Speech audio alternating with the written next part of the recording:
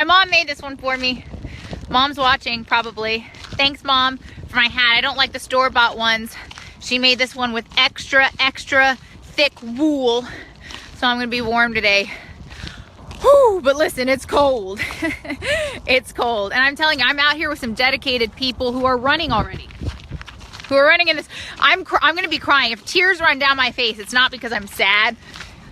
Just note, it's because it's so cold outside. But hey, if these guys can do it, look at her, you go, girl. If these guys can do it, so can I. But this is Memorial Park. For those of you that have not seen some of Houston, Texas, it's beautiful here. Surrounded by trees, lovely. I know my first impression of Texas was desolate, barren fields. That's just not the case. My first job was in Lubbock, Texas, honestly. Waiting for the audience to build here. Hey everyone. I started a little bit early because I've been having some technical issues. So for those of you just tuning in, I'm just letting you guys know where I am. I'm at the park. But yeah, Texas isn't all just desert. You get some trees here. You get some nice trees. It is freezing today. We just got a cold front come through. I'm waiting for the numbers to build here. I'm not quite sure if we're going to get the same amount on the weekends or not. But yeah, my first job was in Lubbock, and I can be honest, when I drove up with my dad and I drove across the country from Delaware, pretty much all I saw was this on the streets, just dirt and nothing.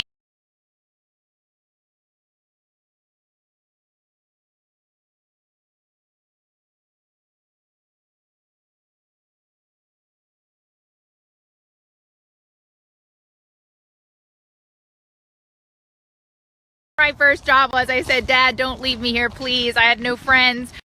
But eventually I came to love Lubbock. Then I moved to Austin. Now I'm here in Houston. I just love Texas. So I really appreciate the fact that Dennis is letting me stay here. And again, I'm out here at the park. It's freezing and there's some dedicated people out here. You go, man. You go. I'm proud of you. Yes. So proud. I'm not running. I'm in Uggs and warm things. So I'm still waiting for this audience to build a little bit here.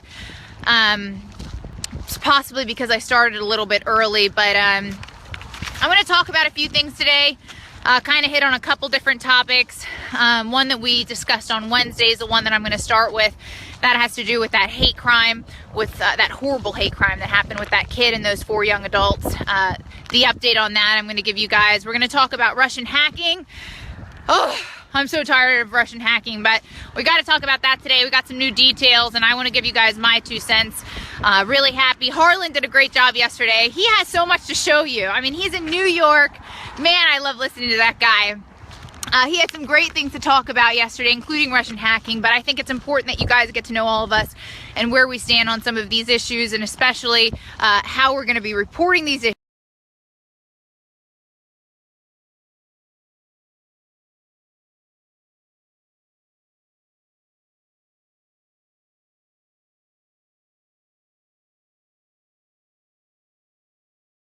People are out here. Okay, all right, we're going to go ahead and start. Just about hitting 1,000 here. And like I said, I'm going to start with the update on that hate crime over in Chicago. What they decided here with these kids, I think it's important.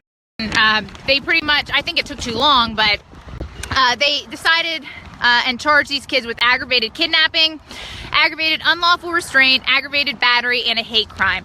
So that hate crime, they said, was based off of what was said in the video, and also the fact that the kid was special needs, which is extremely sad. And before I go into anything else on this topic, I just want to, extend my prayers out to that family, because I was listening most importantly to what they said and what that kid went through, and he went through quite a bit. You can imagine what kind of how that's going to affect him later on in life. I'm praying that it doesn't. I'm praying he gets over it, and God helps him out with that.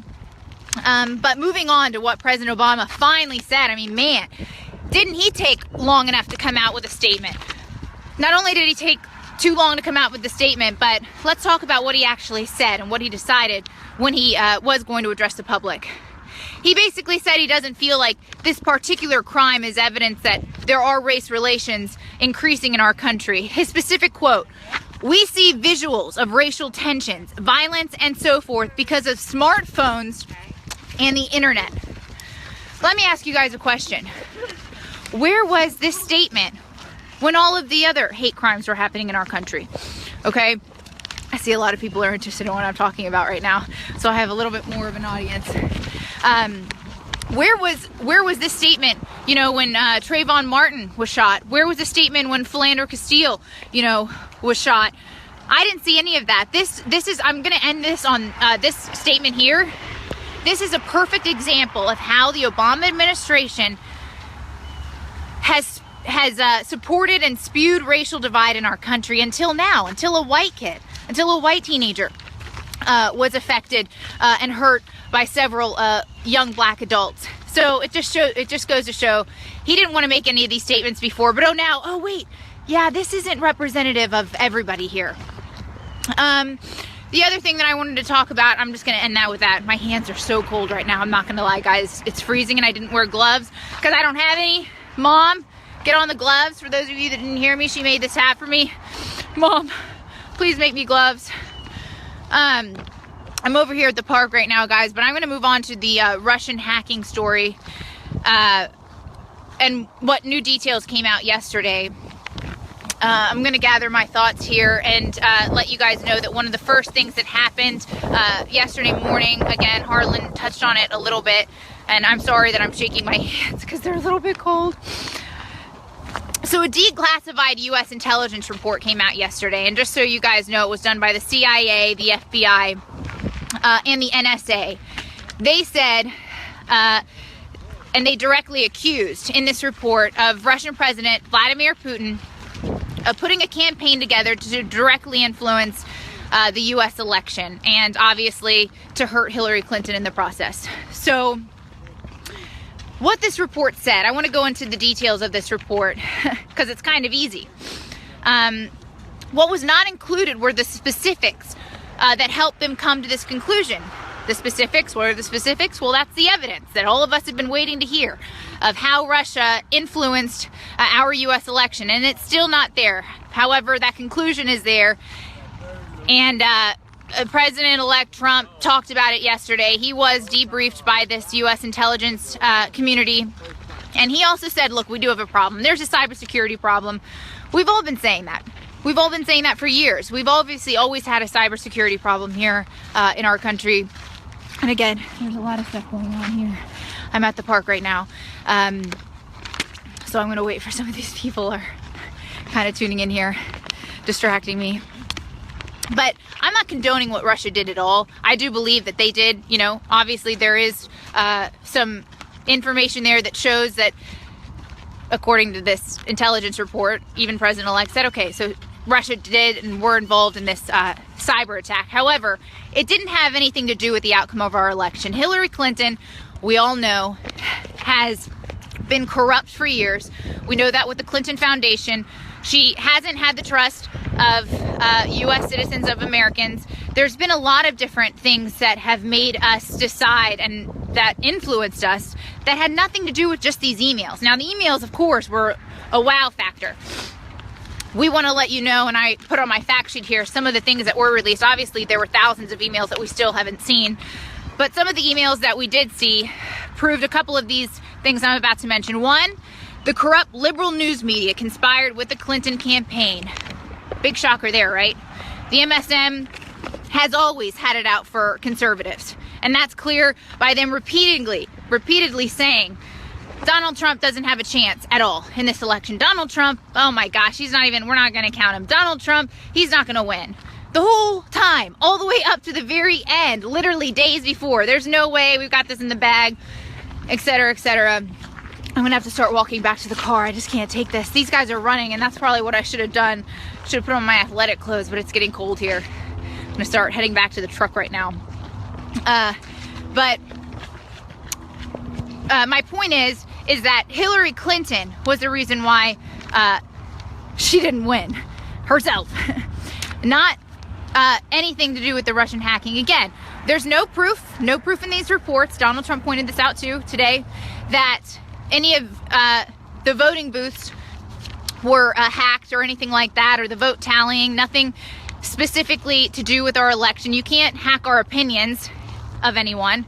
You know, I voted for Donald Trump because of how I felt about Hillary Clinton and the Democratic Party being corrupt.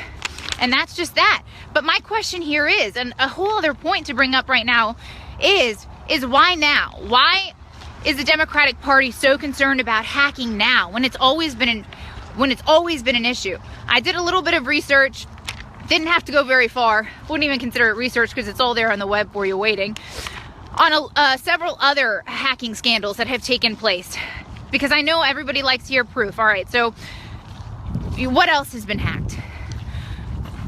The Pentagon's Joint Strike Fighter project was hacked. NASA was hacked. The U.S. Postal Service hacked. The Department of Energy hacked. The Federal Election Commission Network hacked.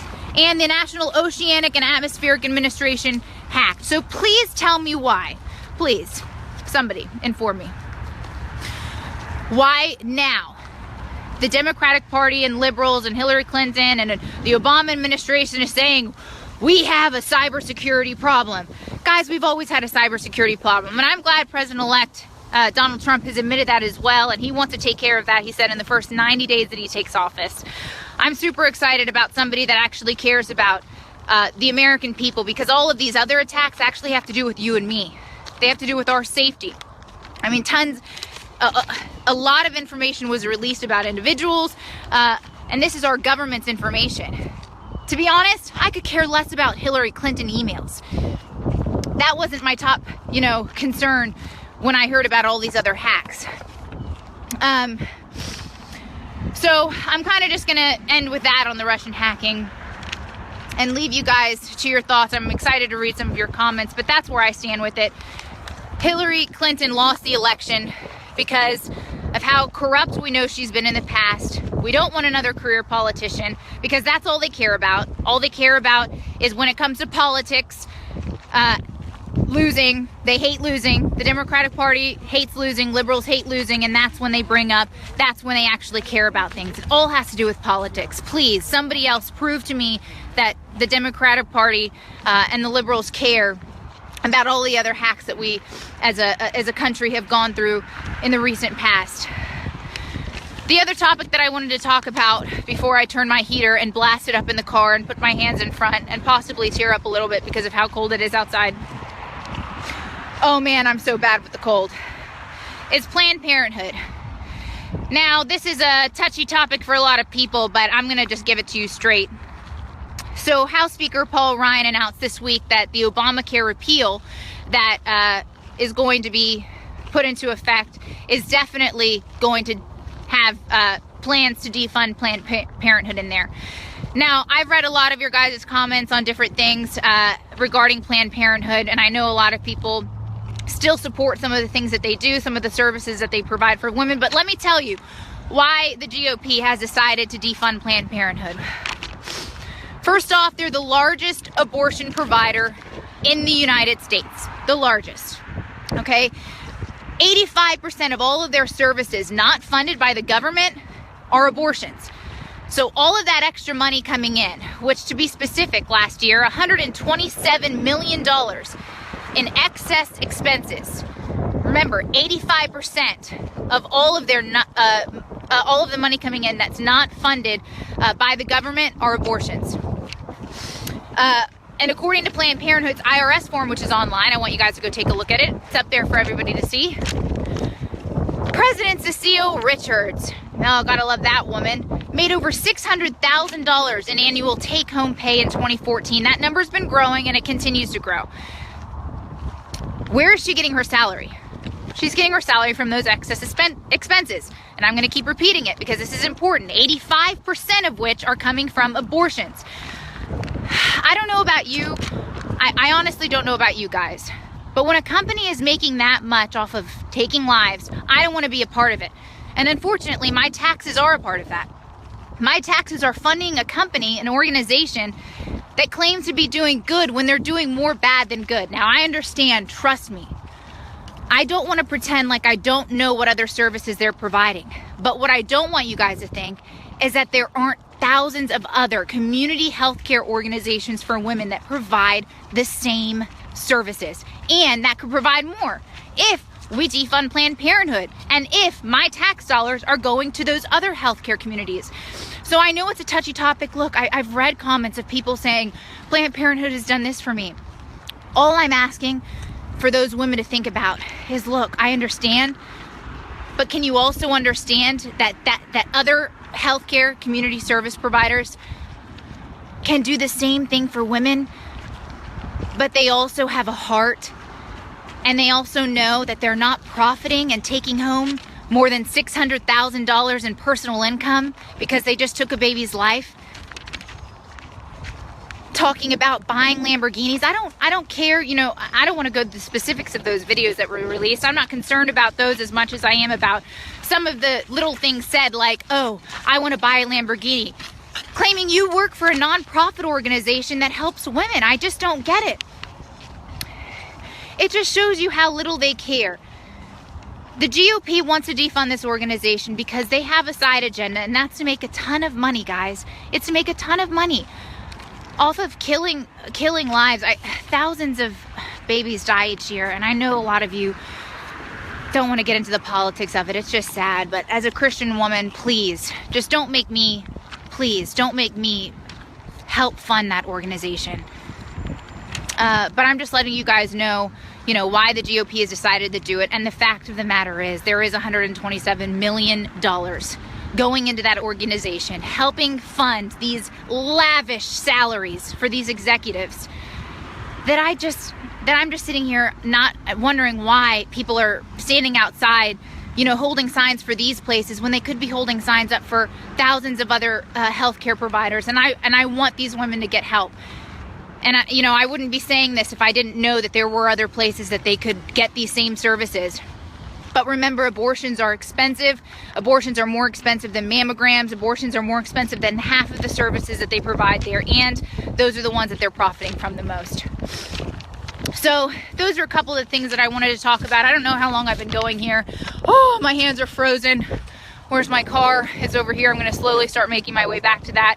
But for those of you, I'm not sure if anybody wanted to talk about what happened yesterday at that Florida airport. That's still being determined right now. I don't know if, since I've left my house, if anything else has been decided. But what I do know is they have not ruled out terrorism. So all I want to know, you know, I'm an advocate, you know, of our Second Amendment rights. So let's leave that at that. All I want to know is how this guy who had a history of psychiatric problems, who walked into the FBI back in November and said, hey, ISIS is in my head, telling me to watch videos. They're in my head, and I want to do bad things. How did that guy, who also, by the way, has a history of domestic violence, how was he able to keep his gun? You know, they opened up an investigation and they closed it. My hands are so cold. They opened up an investigation and they closed it on this guy. Yet he still has a weapon, is able to walk into an airport, check his bag, open that case, and start firing at people. I need to know more before I start talking in depth at that topic, but as of now, just know that they have not ruled out terrorism, the FBI that is. So they're still giving us more information on that. I'm excited to get that information so that I can give it to you guys. But right now, oh man, I'm about to get in that truck right there. Fiance's waiting for you. Another thing I love about Texas, American flags are everywhere. But until next time, guys, when I promise to give you the truth, the whole truth, and nothing but the truth. I'm Scarlett Fakar. God bless you guys. I'll see you soon. Stay warm. Stay warm.